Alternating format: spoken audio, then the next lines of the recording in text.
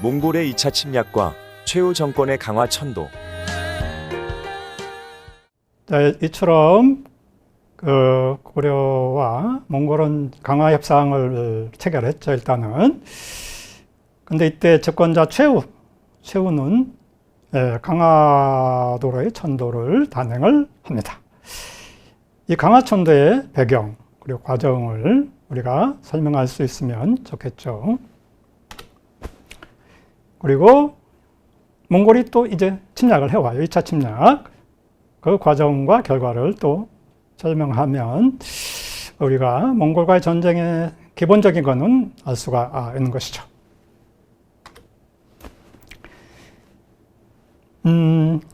최후의 그 강화천도에 대해서 좀 더 이렇게 얘기해 보면, 최후가 이제 무신 집권자잖아요. 최충원의 아들. 그래서 개경에서 강화로 천도를 하는 과정인데요.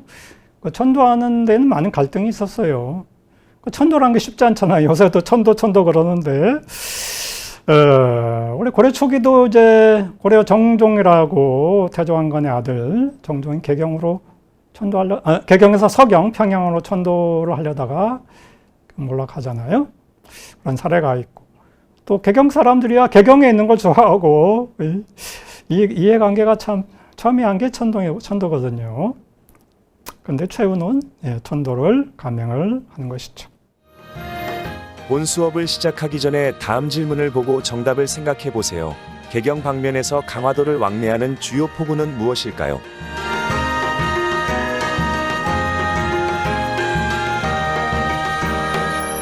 정답은 승천포와 제포입니다. 개경과 강화는 임진강과 한강이 합류해 서해와 만나는 조강을 사이에 두고 정주 승천부의 승천포와 강화의 제포가 마주보고 있었습니다. 아까 몽골이 개경성 포위를 1차 침략 때 해서 강화 체결을 했잖아요.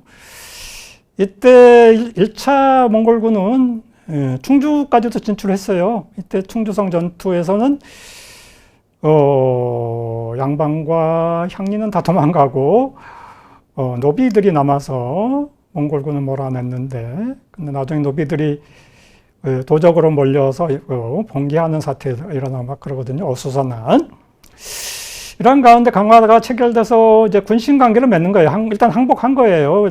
형식적으로 몽골에 군신 관계를 맺어서 몽골군이 철수를 했지만, 군신 관계가 되면서 몽골은 곡물 요구를 많이 더 하게 되고 내정 간섭도 많이 하게 되고, 그래서 결국은 최후 집권자는 강화 천도를 결정을 단행을 하는 겁니다. 자, 이 무인 집권자 최후는 이미 몽골 1차 침략 때부터 강화 천도를 생각하고 있었던 정황이 있어요, 기록에서. 근데 이제 최후가 강화로 천도한다는 것은 몽골의 재침을 각오한 것인 거죠. 다시 전쟁을 각오하는 거예요. 물론 아까 강화 협정을 맺은 거는 개경 포위당한 상황에서 위기를 모면하기 위한 고식책인 거라고 볼 수가 있겠죠. 최후도 이제 집권자지만, 무인 집권자지만, 그래도 여론이란 게 의식이 되니까 재상하고도 의논하고 사법미상 관리하고도 의논을 했어요. 근데 천도반도론이 우세했습니다. 천도반도론이 우세해서 문제였던 거죠. 소로서 대를 섬기는 것은 의인데 예의로서 사대하고 믿음으로서 외교하면 그 역시 무슨 명목으로 우리를 괴롭히리요. 성곽을 포기하고 종묘와 사직을 버리고 바다 섬에 달아나 숨어 구차하게 세월을 보내. 좋은 계책이 아니요. 송경은 태조 이래 역대가 지켜오기를 200여 년이라 성곽이 견고하고 병력과 식량이 풍족해 마땅히 힘을 다해 사직을 사수해야 하는데 이곳을 버리고 어디에 도읍하려 합니까?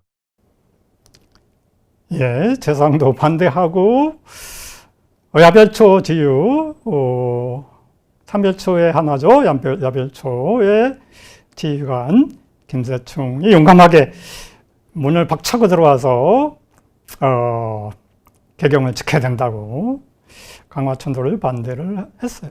근데 최후가 그럼 대안이 뭐냐? 이렇게 근데 대안을 제시하라고 하니까 대답을 못했습니다. 그래서 김대중은 결국은 죽임을 당하고 말아요. 참 대안도 제시하기 어려운 상태였죠. 자, 저의 강화천도 과정을 보면 굉장히 독단적입니다. 대부분 관료도 반대했고, 임금인 고종도 이제 윤곽을 잘 하지 않으려고 했어요. 그럼에도 최후가 단행을 한 거죠, 강화도로.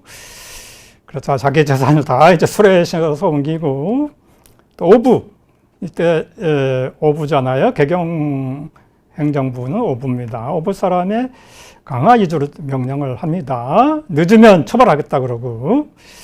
그래서 개경의 인구 10만 호가 강도로 이주를 합니다. 이때 뭐 개경의 전성기여서, 고려의 전성기여서 개경 인구가 10만 호였다고 나와요.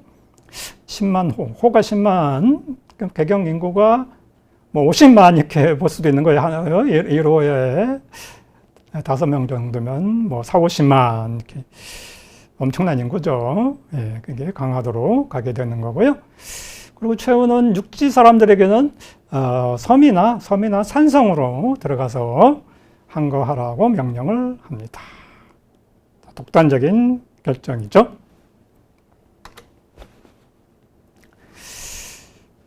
그러니까 이때 신하 대부분 국왕도 이제 강화도로 가는 거를 반대했는데, 아마 몽골과 사대하는 것이 뭐 이전에 연족 금나라와 사대하는 거랑 뭐가 다르냐 이런 생각들이었던 것 같아요.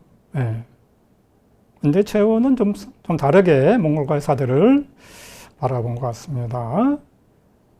왜냐하면 이 몽골의 내정 간섭이 심해지고 있고, 여진족 금이 고려의 내정에는 거의 간섭 안 하거든요.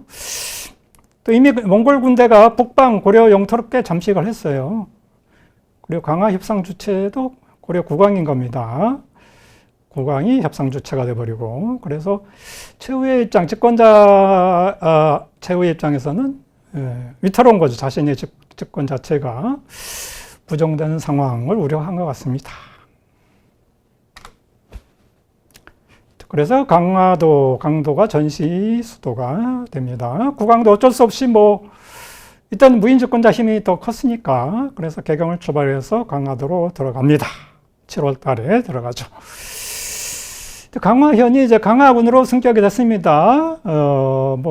이게 수도가 자리 잡는데도 좀 올려주지, 강화주 정도라도, 근데 이제 군 정도로 강화군, 지금도 강화군인데, 이 강화군에 수도가 자리 잡았기 때문에 강도라고 하는 거죠. 강도. 그래서 이 강도 그러는데, 강화, 왕도 내지는 강화, 황도의 줄임말입니다. 황도로 나와요. 또 대장경 같은 8만 대장경 있잖아요. 그런 데는 또 강화경으로도 나와요. 그래서 이 전시 수도 강도는 그래도 38년 동안 1270년 5월까지 38년 동안 전시도로서 대모황제의 본부로 기능을 합니다. 38년이면 꽤 긴 거예요, 사실은. 그렇게 짧다면 짧지만, 길다면 긴 거죠.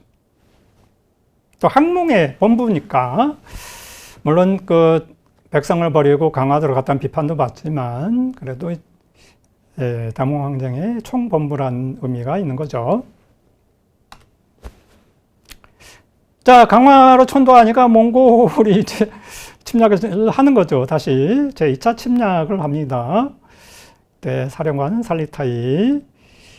이때 선봉대는 경상도까지 갔어요. 대구 부인사를 불태워갖고 초조대장경 목판이 불타버려요. 초조대장경.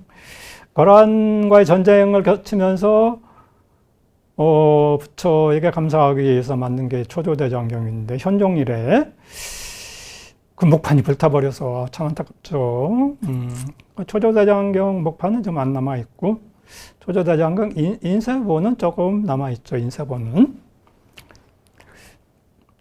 자, 그리고 주력 살리타이가 이끈 주력은 본대는 이제 광주 산성을 포위해 공격을 해요. 광주 산성은 오늘 경기도 광주 남한 산성을 얘기하는 겁니다. 옛날에 광주는 넓은 광자입니다.